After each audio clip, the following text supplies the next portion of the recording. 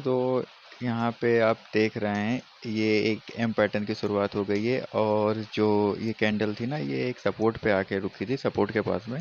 तो इसलिए इसने गैप अप कर दिया है उसका ब्रेकआउट करने के लिए। और ये कैंडल इसका ब्रेकआउट अगर नहीं कर पाएगी तो ये अप के लिए जाएगी।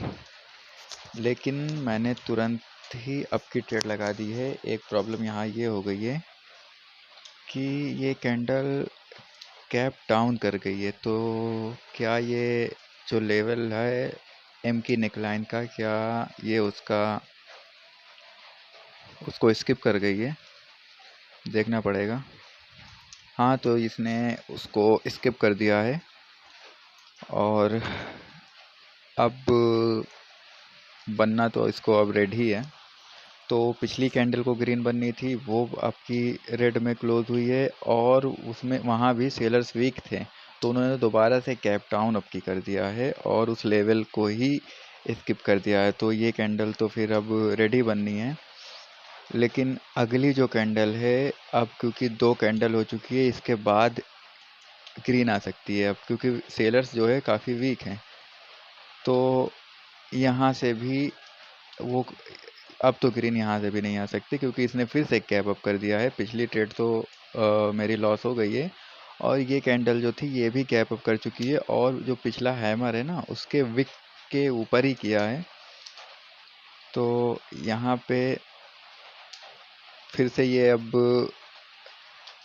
50-50 है। लेकिन अगर इसमें मुझे सेलर्स की एंट्री दिखाई देगी तो मैं एक अप की डाउन की ट्रेड लूँगा।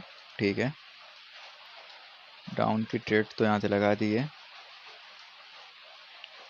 और ये पिछले वीक पे गैप अप किया था तो ये थोड़ा सा कंफ्यूज करने वाला था क्योंकि ये बन तो सकता था ग्रीन भी, लेकिन क्या है इसीलिए मुझे वो इसमें देखना पड़ा कि सेलर्स की क्या एंट्री है। तो सेलर्स थे और एक सेफ्टी मार्जिन पे मिला था तो मैंने ले लिया। अब जो है ओवरऑल जो मार्केट दिख रही है तो बार बार sellers gap up gap down करके आ रहे हैं, मतलब सेलर्स वीक हैं।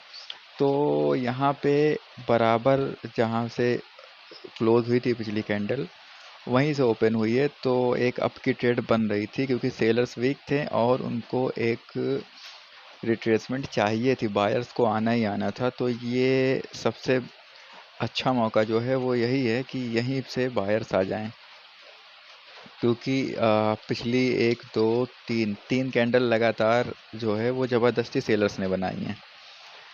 तो इस कैंडल पे भी सेलर्स काफ़ी प्रेशर बना रहे हैं बट यहाँ पे आना बायर्स को चाहिए।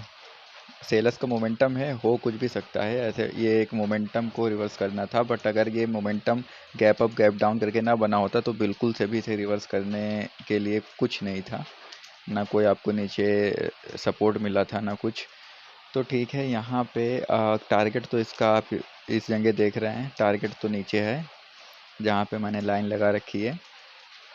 और यहाँ पे बारिश हो रही है तो थोड़ा सा उससे डिस्टरबेंस आ सकती है बारिश की।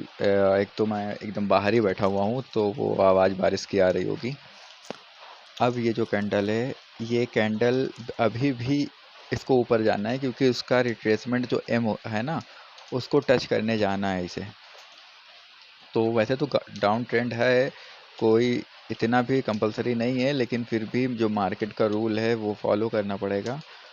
तो इसलिए वेट कर रहे हैं कि ये कैंडल जो है ऊपर जहाँ कैप कैप डाउन हुआ था वहाँ तक जाए क्योंकि वहीं पे एम का नेकलाइन भी है, ये देखें यहाँ पे। तो ठीक है, अगली कैंडल मुझे अगर वहाँ मिलती है तो मैं एक डाउन की ट्रेड ले लूँगा क्योंकि मुझे पता है ये एक डाउन ट्रेंड की मार्केट है।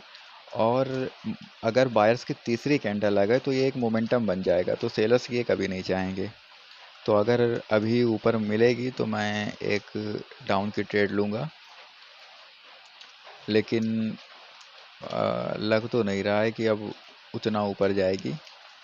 और मार्केट का जो टारगेट है मार्केट टारगेट पे भी पहुंच चुकी है, इसकी क्लोजिंग देखना है क्या होता है।